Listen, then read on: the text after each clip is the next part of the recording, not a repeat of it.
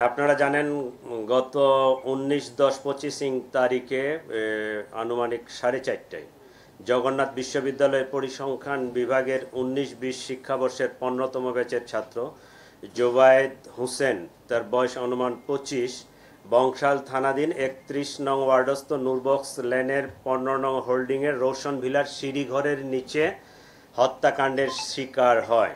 এই জোবায়েদ বার্জিস সাবনাম বর্ষা নামে 18 বছরের একটা মেয়েকে প্রাইভেট পড়াতেন। প্রাইভেট পড়াতে গিয়ে এই টিচারের সাথে এই ছাত্রীর একটা প্রেমের সম্পর্ক গড়ে ওঠে।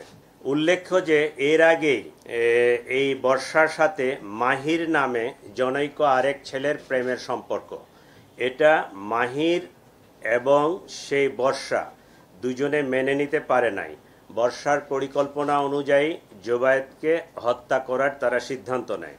সেই সিদ্ধান্ত মোতাবেক তারা এই ঘটনার দিনে সে প্রাইভেট পড়াতে আসবে 4টার সময় এই ইনফরমেশনটা পাস করে মাহির তার বন্ধু আইলান সহ তারা পরিকল্পনা মাফিক আগেই তাদের বাসার নিচে এই গলিতে অবস্থান করে জোবায়েদ যখন এখানে আসে উপস্থিত হয়, তার সাথে কথা কাটাকাটি হয়, তাকে বর্ষাকে ত্যাগ করার কথা বলা হয়, তার ওখান থেকে সরে আসতে বলা হয়। সে এটা বলে যে সে মেয়ে তো আমাকে ভালোবাসে, আমি কেন সরে যাব।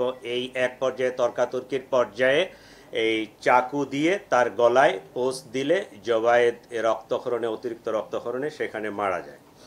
এই ঘটনায় আমরা মোহাম্মদ মাহির, বার্জিস সাবনাম বর্ষা মেয়েটা এবং মাহিরের যে বন্ধু ফারদিন আহমেদ আইলান, 3 জনকেই আমরা গ্রেফতার করতে সক্ষম হয়েছি।